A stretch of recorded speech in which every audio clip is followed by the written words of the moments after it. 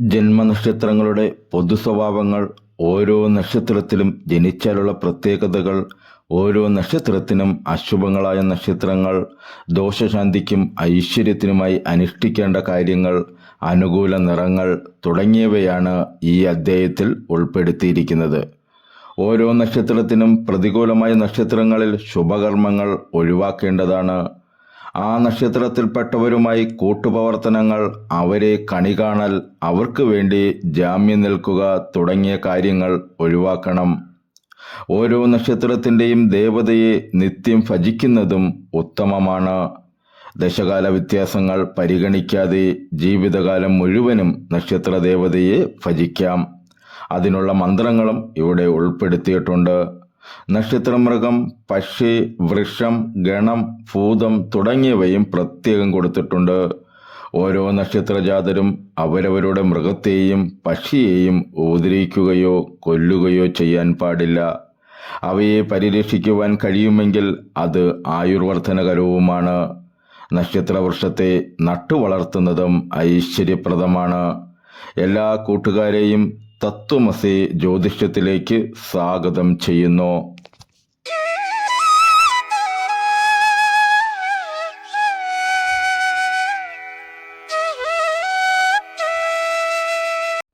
വരുണൻ ദേവതയായിരിക്കുന്ന ചതയൻ നക്ഷത്രം തികച്ചും കുംഭരാശിയെ പ്രതിനിധീകരിക്കുന്നു.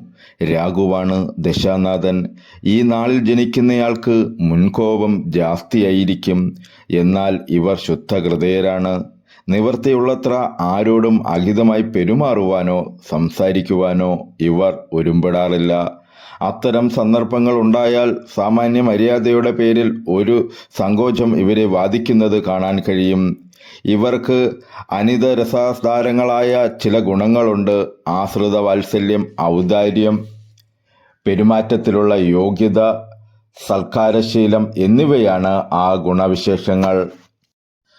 മാർദ്ദവമുള്ള ശരീരം, അന്യാദൃശമായ കർമ്മകുശലത, വിശാലമായ നെറ്റി, ആകർഷണീയങ്ങളായ കണ്ണുകൾ, സൗമ്യതയെ പ്രകാശിപ്പിക്കുന്ന മുഖം, നീണ്ടുയർന്ന നാസിക, അല്പം കുടവയറ്, ഉദാരമായ പെരുമാറ്റം ഇവയെല്ലാം ഈ നാളുകാരുടെ പ്രത്യേകതകളായിരിക്കും.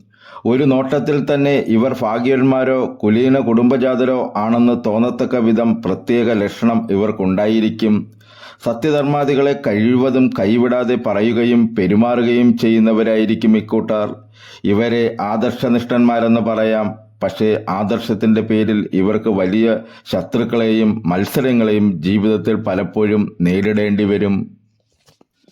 ചതയൻ നാളുകാർ പൊതുവെ എല്ലാ കാര്യങ്ങളിലും ശോഭിക്കുന്നവരായിരിക്കും. സ്വാർത്ഥലാഭം കൂടാതെ നിഷ്പക്ഷമായും നീതിനിഷ്ഠമായും ഇവരുടെ മുമ്പിൽ വരുന്ന കാര്യങ്ങളെ പരിഗണിക്കും. ജാതി മത ചിന്താഗതികൾക്ക് അതീതമായി ചിന്തിക്കുവാനും പ്രവർത്തിക്കുവാനും ഇവർ നിഷ്കർഷിക്കുന്നു. സൃഷ്ടിപരമായ പ്രവർത്തനങ്ങളിൽ ഇവർക്ക് സാമർഥ്യം കൂടിയിരിക്കും.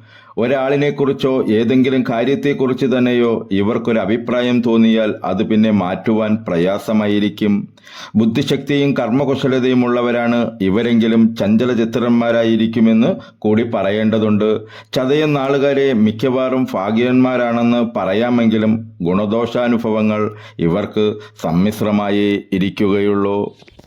സ്വജനങ്ങളെ കൊണ്ട് ഇവർക്ക് മിക്കവാറും ക്ലേശമാണ് ഉണ്ടാകാറുള്ളത്. ബന്ധപ്പെട്ടവർക്ക് എന്തും ഏത് സന്ദർഭത്തിലും ആവശ്യപ്പെടാതെ പോലും കൊടുക്കാൻ ഇവർക്ക് യാതൊരു മടിയും ഉണ്ടാകില്ലെന്നിരിക്കലും സ്വജനങ്ങളുമായി രമ്യമായൊരു ജീവിതം ഇവർക്ക് സാധ്യമായി വരുന്നില്ല. വിശേഷിച്ച് സഹോദരങ്ങളെ കൊണ്ട് ഇവർക്ക് പലവിധ മനപ്രയാസങ്ങൾക്കുമിടയുണ്ട്. പിതാവിനെ കൊണ്ടും ഇവർക്ക് പറയത്തക്ക ഗുണങ്ങളൊന്നും സിദ്ധിക്കുന്നില്ല. എന്നാൽ മാതൃഗുണം ഇവർക്കുണ്ടായിരിക്കും. ആരോഗ്യ വിഷയത്തിൽ മെച്ചമായ നില പുലർത്തുന്നവരാണെന്ന് ഇവരെ കണ്ടാൽ ആർക്ക് തോന്നാമെങ്കിലും വാസ്തവം അതല്ല. നിസ്സാരമായ ഏതെങ്കിലും കാരണമുണ്ടായാൽ ഇവർ ക്ഷീണിച്ചവശരാകും. വേദനകളോ വിഷമതകളോ സഹിക്കാൻ ഇവർ അശേഷം ശക്തിയുള്ളവരായിരിക്കുകയില്ല. മൂത്രാശയ രോഗങ്ങൾ, ശ്വാസകോശ സംബന്ധമായ ഉപദ്രവങ്ങൾ, പ്രമേഹം തുടങ്ങിയ രോഗങ്ങളായിരിക്കും ഇവരെ കീഴ്പ്പെടുത്തുന്നത്. അതുകൊണ്ട് ദിനചര്യകളിലും മറ്റും ഇവർ വളരെ സൂക്ഷിക്കേണ്ടതുണ്ട്. ലൈംഗികമായ ആസക്തിയും വികാരങ്ങളും ഈ നക്ഷത്രക്കാരെ സംബന്ധിച്ചിടത്തോളം കൂടിയിരിക്കും. തന്മൂർത്തം സമ്മാർഗിക ജീവിതത്തിൽ ഇവർ അത്രയൊന്നും മെച്ചപ്പെട്ടവരായിരിക്കുകയില്ല. എങ്കിലും തങ്ങളുടെ അഭിമാനത്തിൻ്റെയും അന്തസ്സിൻ്റെയും നിലയ്ക്ക് ഹാനികരം കൂടാതെ അവയിലെല്ലാം സൂക്ഷ്മത പുലർത്തുവാൻ ഇവർക്ക് കഴിയും. ഇവരുടെ രഹസ്യങ്ങൾ വളരെ ബുദ്ധിപൂർവമായും കരുതലോടുകൂടിയതുമായിരിക്കും. അതുകൊണ്ട് മറ്റാർക്കും അവയെക്കുറിച്ച് ഗ്രഹിക്കുവാൻ കഴിയുന്നില്ല. ദാമ്പത്യ ജീവിതത്തിൽ അവർ അത്ര സംതൃപ്തരായി കാണുന്നില്ല.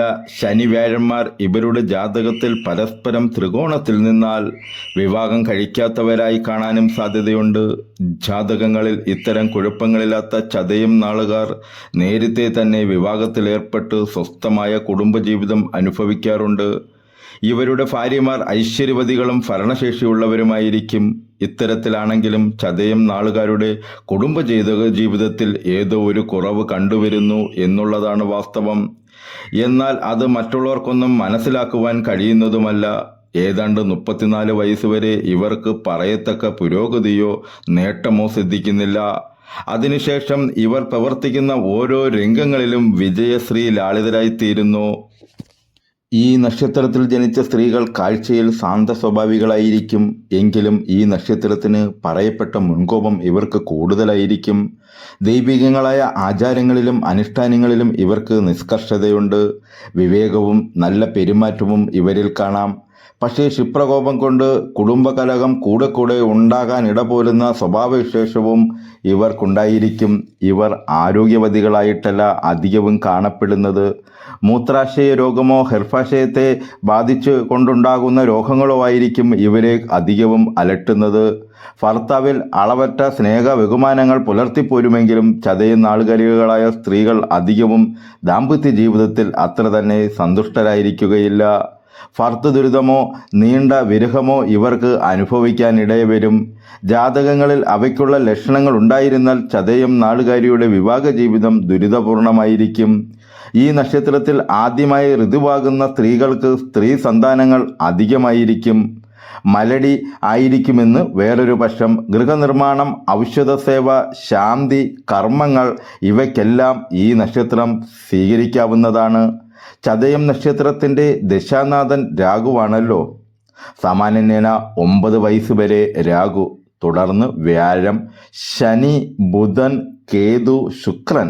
ഈ ക്രമത്തിൽ 88 വയസ്സുകൊണ്ട് ശുക്രദശ തീരുന്നു എന്ന് കണക്കാക്കാം. പ്രതികൂല നക്ഷത്രങ്ങൾ: ഉത്രട്ടാതി, അശ്വതി, കാർത്തിക, ഉത്രം മുക്കാൽ, അത്തം, ചിത്തിര ആദ്യ പകുതി. അനുഷ്ഠിക്കേണ്ട കാര്യങ്ങൾ: ശനി, കേതു, സൂര്യൻ എന്നീ ദശകളിൽ ഇവർ ദോഷപരിഹാര കർമ്മങ്ങൾ അനുഷ്ഠിക്കേണ്ടതാണ്. ചതയം, തിരുവാതിര, ചോതി നക്ഷത്രങ്ങൾ ക്ഷേത്രദർശനത്തിനും മറ്റു പൂജാതി കാര്യങ്ങൾക്കും ഉത്തമം. നക്ഷത്രാധിപനായ രാഹുവിനെ പ്രീതിപ്പെടുത്തുന്ന കർമ്മങ്ങൾ ഇവർ പതിവായി അനുഷ്ഠിക്കേണ്ടതാണ്. സർപ്പക്ഷേത്രങ്ങളിൽ ദർശനം നടത്തുക, കുടുംബത്തിലെ സർപ്പക്കാവുകൾ പരിരക്ഷിക്കുക, അവിടെ കടുംബവൃക്ഷം വെച്ചുപിടിപ്പിക്കുക തുടങ്ങിയവയൊക്കെ ദോഷപരിഹാര കർമ്മങ്ങളാണ്. ചതയം നാളിൽ രാഗപൂജ നടത്തുന്നതും ഉത്തമം. രാഷ്ട്രാധിപനായ ശനിയെയും ഇതുപോലെ പ്രീതിപ്പെടുത്തേണ്ടതാണ്. ശനിദോഷ പരിഹാര കർമ്മങ്ങൾ മുമ്പ് സൂചിപ്പിച്ചിട്ടുള്ളത് വൃതിപ്രകാരം അനുഷ്ഠിക്കുക. കറുത്ത വസ്ത്രങ്ങൾ ഇവർക്ക് അനുകൂലമാണ്. നക്ഷത്രമൃഗം കുതിര, വൃക്ഷം കടമ്പ്, ഗണം അസുരഗണം, യോനി സ്ത്രീ, പക്ഷി മയിൽ, ഭൂതം ആകാശം.